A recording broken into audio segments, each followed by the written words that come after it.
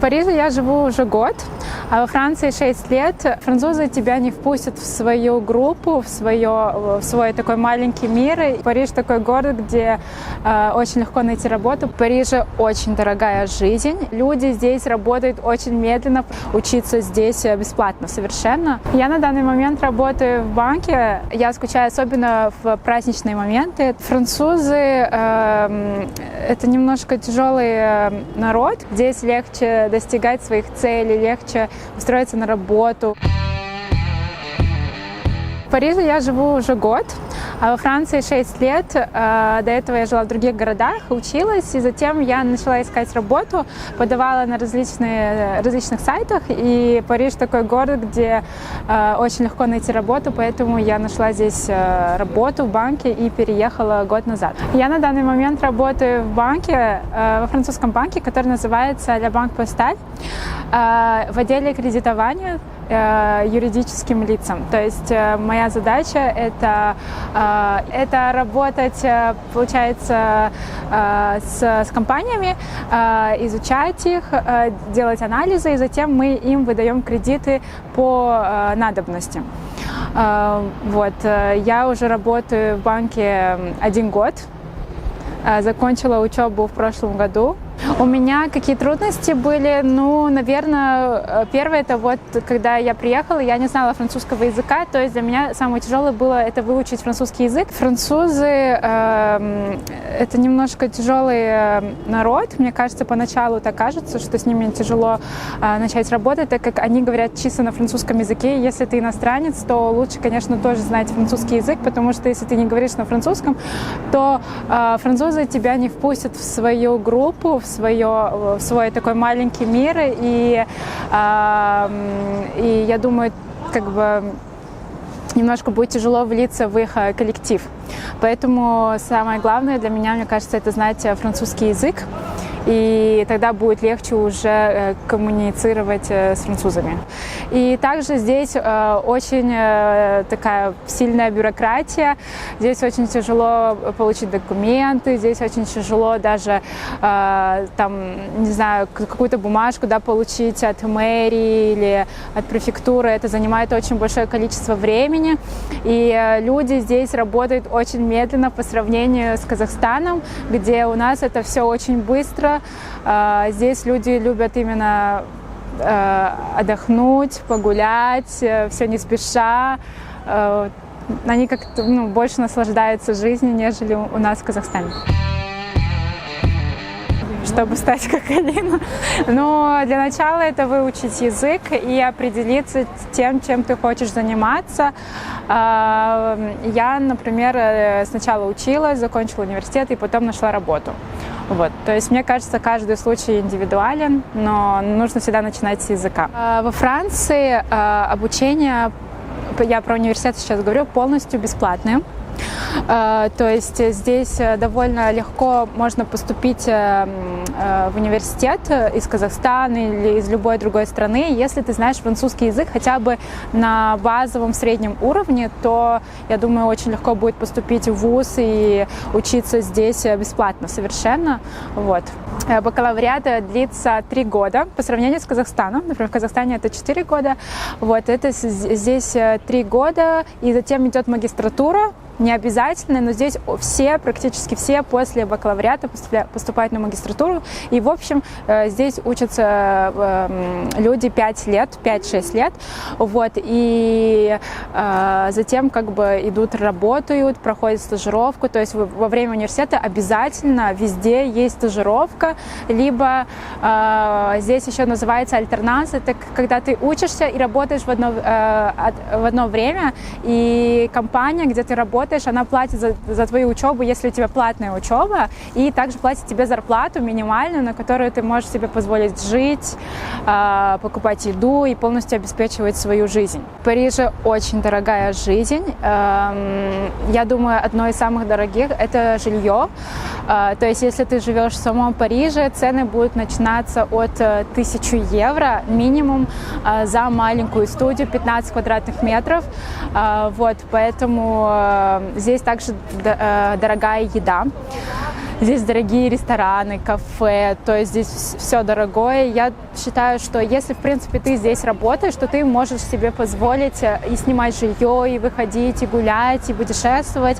Но если ты здесь студент, то, мне кажется, жизнь здесь немножко дорогая, и лучше ехать учиться в других городах Франции, где все намного-намного дешевле. Здесь очень дорого иметь машину, особенно в Париже, потому что одно дело это ее купить, а дальше здесь очень дорогая парковка. То есть за парковку там за час ты заплатишь 2-3-4 евро. Вот.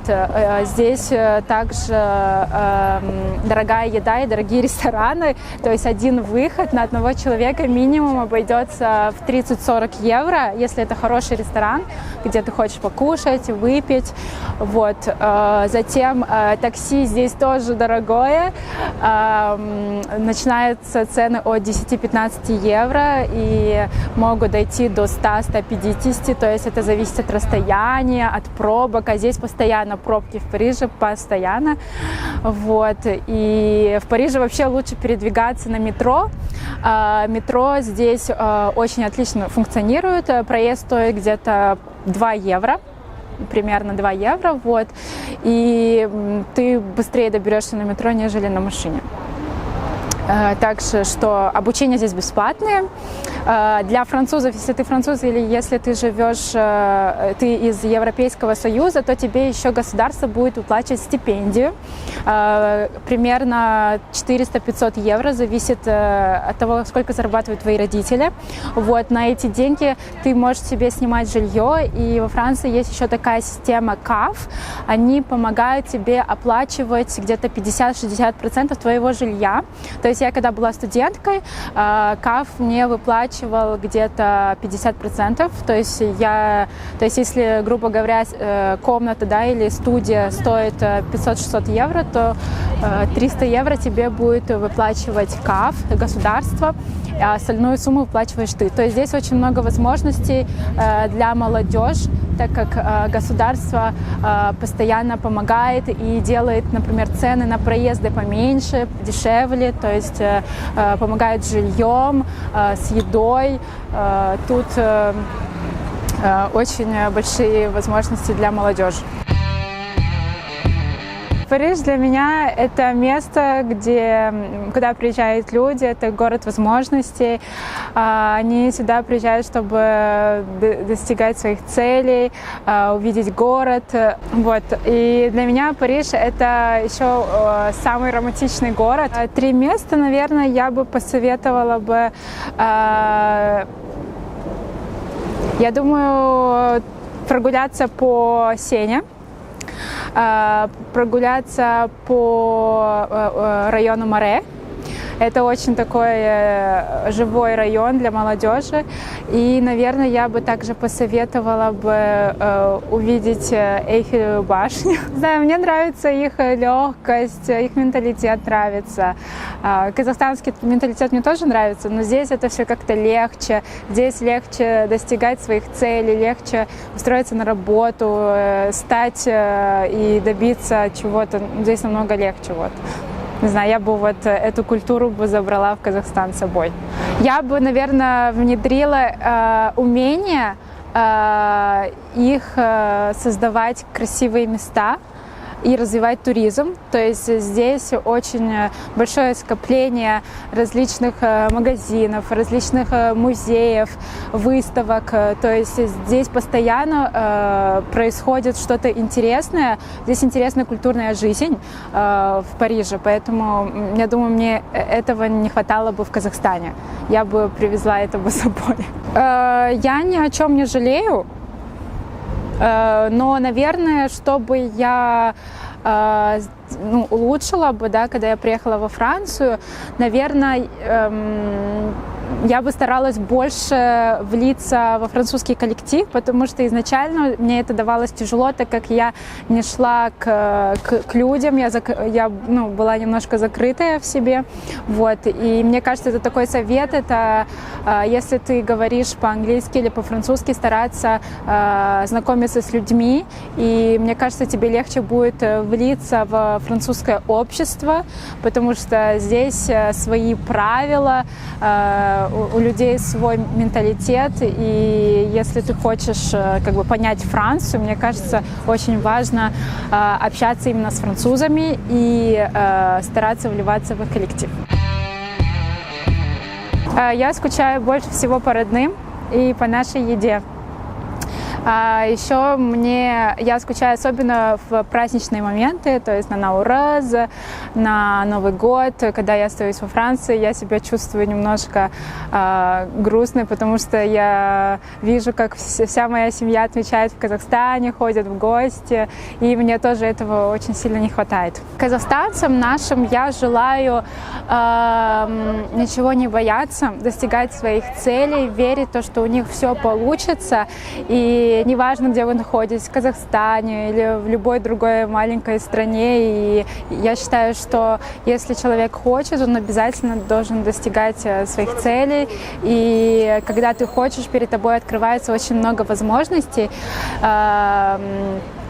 То, как и произошло со мной. Я сегодня нахожусь в Париже, работаю на любимой работе, и я бы никогда не могла подумать, что приду, что у меня так сложится жизнь, и я окажусь тут.